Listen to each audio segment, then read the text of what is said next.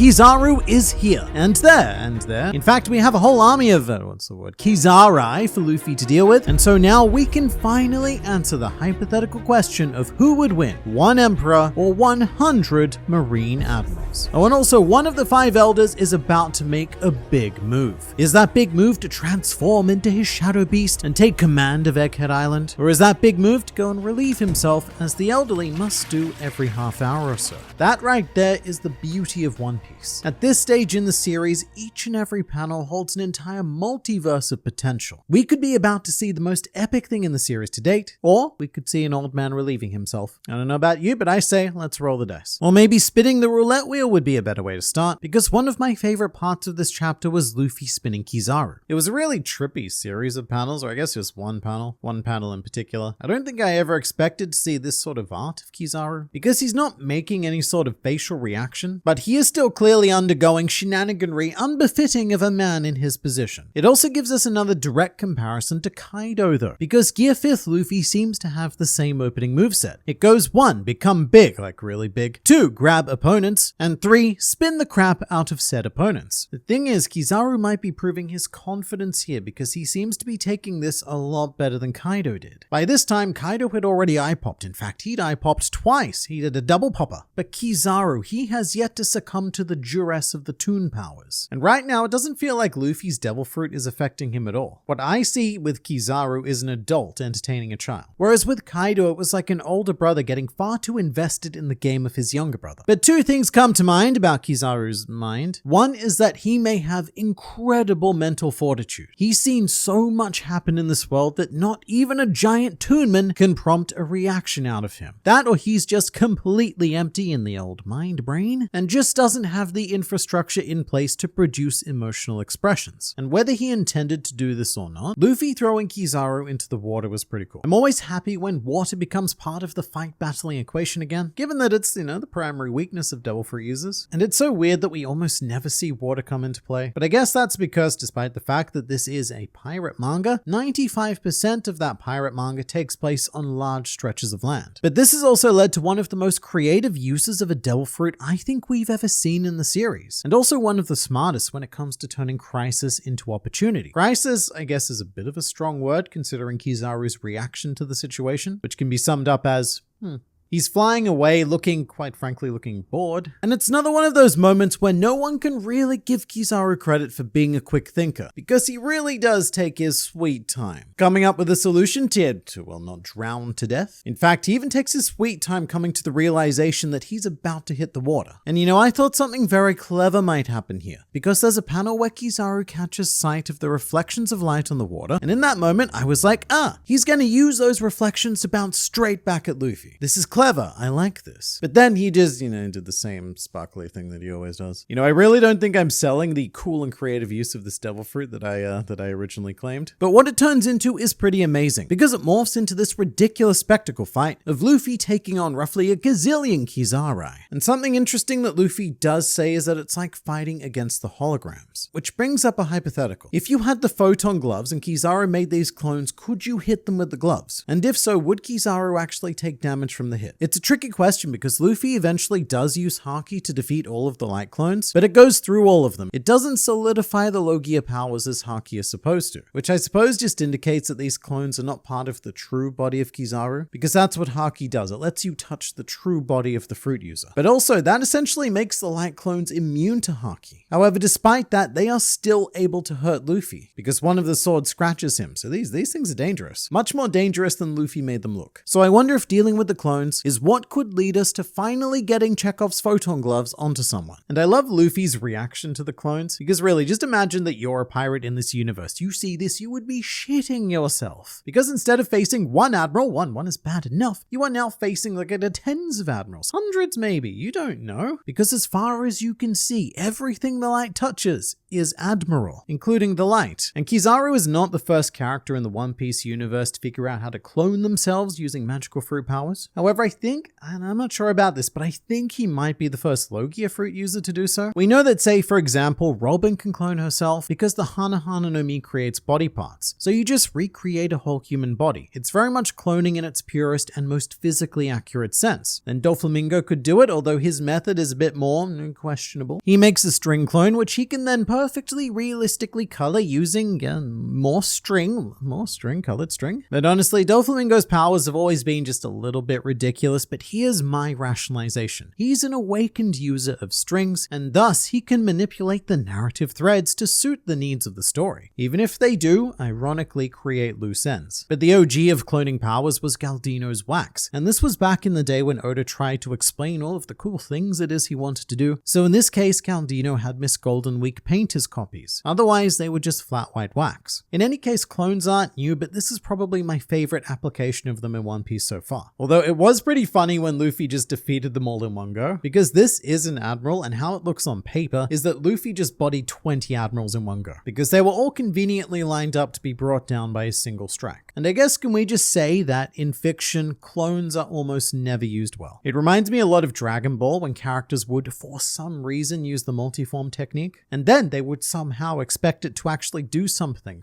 beneficial for them. Although I guess Naruto found a ton of great ways to use clones, more so as strategic tools, which is what Kizaru was doing here. It's forgivable because, one, it's a fictional pirate comic and it's meant to be goofy, but also it's forgivable because these aren't shadow clones. They're not capable of complex commands. What Kizaru essentially did was the equivalent of select all, and then right-clicked on Luffy to tell them to attack. At that point, Magical Fruit AI takes over, so they all move with very predictable pathing. But all in all, it was very impressive because it keeps both Luffy and Kizaru somewhat on the same plane, if not elevating Kizaru just slightly more. Because really, the whole event emphasizes that Luffy is now fighting against someone whose motivation isn't necessarily to fight back. Kizaru has made it very clear that there is a mission to be completed here, and whether he beats Luffy or not is irrelevant. In fact, engaging with Luffy is a waste of time. Unlike Kaido, whose goal was to win the fight battle, but to do so through raw dominance. This was his goal to a fault, and he did, arguably, cause his own defeat. But really, this is a bit of a wake-up call for Luffy. His brute toon force works better against some opponents than it does others, and there's still a lot of room to grow. I can't help but be reminded of Marineford when I'm reading this though. Luffy is now fighting on the level that those around him were fighting at during the Paramount War. He isn't just some rookie who somehow stumbled onto the stage, because all it took back then was one kick from Kizaru to pack Luffy up. And it makes me feel very proud of my rubber captain, because I remember this panel and how impossibly out of reach these three opponents felt to Luffy back then. And yeah, it took a long time to get here, but at the moment, two of these characters are already in Luffy's rearview mirror, with the third looking shockingly possible as well. And then elsewhere, we have Zoro versus Lucci, which is a completely opposite kind of fight to Kizaru and Luffy. Those two are all sorts of, wacky powers colliding, whereas here we see two very traditional martial arts clashing, just with a dash of leopard added to the mix for that One Piece flavor. It's nice to see awakened Lucci again, and the only word I have is respect. Respect to Lucci for respecting Zoro enough to slip straight into Leopard God mode because he's gonna need it. And Zoro's going in pretty heavy as well. You can see some black lightning coming off the swords and also the sort of hockey flames that coat them. So this is Zoro in Kingslayer mode. And it's potentially concerning because that does put Zoro on a clock. When he first used this ability against King, he said, "How should I stabilize my hockey then? If I have to keep exuding it at this level, it'll kill me." But no, that's perfect. And as far as we know, this perfection is still the case, so Zoro can't do this for long. But also, how long does he really need? To Zoro, this is just another exhibit at the combat zoo. And I do feel a bit bad for Zoro because ever since Pika, he has done nothing but fight animals. For the most part though, Zoro and Lucci are just smack-talking one another, which means that for either Zoro or Lucci, one of them is going to be subject to the classic, "Well, that didn't age well," depending on who wins. I will say, it would be the ultimate insult for Lucci to lose at this point, because not only could he not beat Luffy, he's not even worthy of taking on Luffy anymore. Actually, you know what? It's already a bit of a defeat for Lucci, because earlier on in the arc he said that he wouldn't recognize Luffy as an emperor. But now, contradiction, here he is recognizing Zoro as the second in command of an emperor. So I dare say that Rob Lucci has already lost the mental battle here. And look, I don't use this term lightly, but I think that Rob Lucci has fallen off. He was once considered one of the great ultimate villains of the One Piece world, and now he's so desperate for relevance again that he's trying to restart old beef against the Straw Hats and leeching off the clout of Kizaru. It's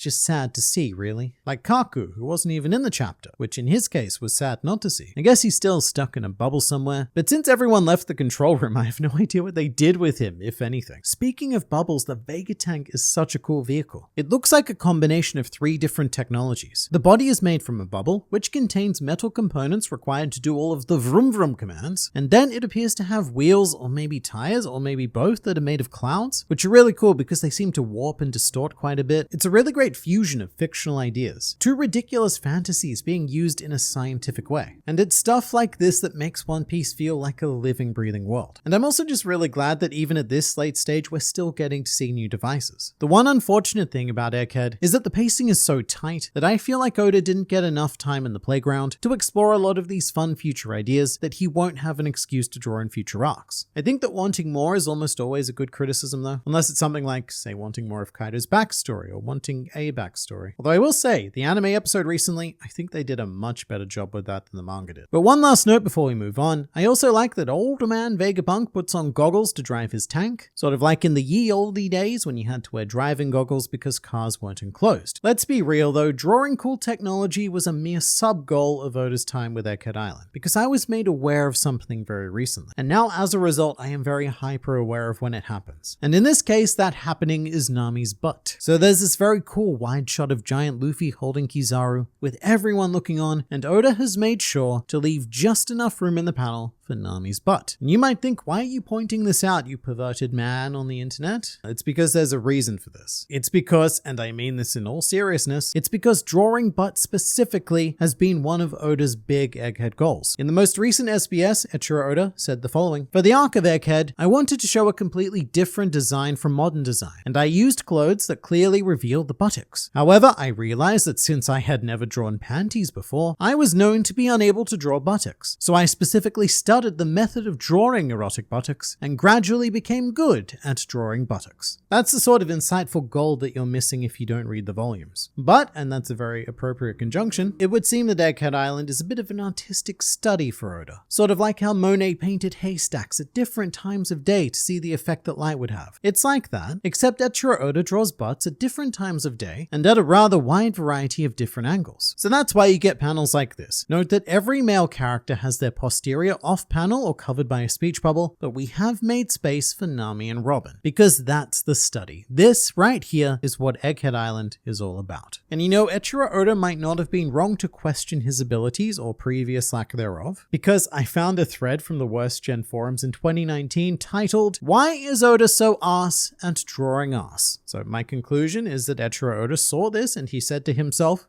constructive criticism accepted, and hence why Nami, Robin, and Bonnie are all in panties. With Bonnie though, it looks like our Kuma idea was right, just substitute Kuma for Sentomaru. He's the one who saved Bonnie from getting hit when she crossed the Frontier Dome, and we were given a pretty epic shot of our guy Sentomaru here. And it reminds me of some of the greatest One Piece panels. Stuff like Whitebeard dying while standing, and even more so Zoro's nothing happened moment. So what I'm going to do is we're going to call this something happened, because no one denies it. But Bonnie's in a bit of a bad situation now, because she's outside of the Frontier Dome and can't get back in. Hence why Old Man Apple, Atlas Sanji, and also Frankie are now heading down to rescue her. And Dad, look, am I the only one who thinks that this is a terrible idea? I mean, sure, I understand Stella's feelings, but he is jeopardizing the entire mission that Stussy got fingered for. I guess our saving grace here is Sanji, and look, Frankie's coming along, he might be important as well. I can't help but feel like this is an opening for tragedy though. For Stella or Atlas, maybe both. Because I have no doubt that we'll save Bonnie, but I expect that to come at a cost. So I suppose what this does do is it gives some great potential for a Kuma entrance, by which I mean the real Kuma, because at the moment none of the crew can really help Bonnie. So if she finds herself in a desperate situation, then it really is up to Dad to save the day. Although now that the Mark III pacifistas are back on our side, the situation is more like Bonnie and her army of robot dads versus the Marines, which may actually trigger Bonnie if she sees the Marines attacking the pacifista. However, this is unlikely to last long due to Saint Saturn, because I think that we all see what's about to happen here. here. The way the command structure works, I mean, it's a bit vague with what happened, but basically Kizaru beat Sentomaru, and then I believe he used Sentomaru's authority chip to command the pacifista. Some people have said that it might have been Kizaru's own chip. I don't know about that. Pretty sure it was Sentomaru's. But then, or I guess now, Atlas as a Vegapunk has a higher authority tier and has reversed that command. But Saturn still exists to reverse that reversal. And I think it's going to be quite shocking for all involved because very few people know that Saint Saturn is even here. Even amongst the Marines, it's been kept secret. But Saturn has to act here. Otherwise, the Marines are going to take insane and very preventable losses. Which is another cliffhanger that may or may not be addressed in the next chapter. A very classic Oda maneuver. To set up a series of cliffhangers one after the other. Like the Iron Giant. That was a huge moment in the last chapter and it isn't touched on at all here. To be fair, it's been asleep for hundreds and hundreds of years, so it must have one hell of a morning routine to complete before it can truly begin its day of destruction. But you let me know in the comments, what are you more excited to see? The old man or the robot?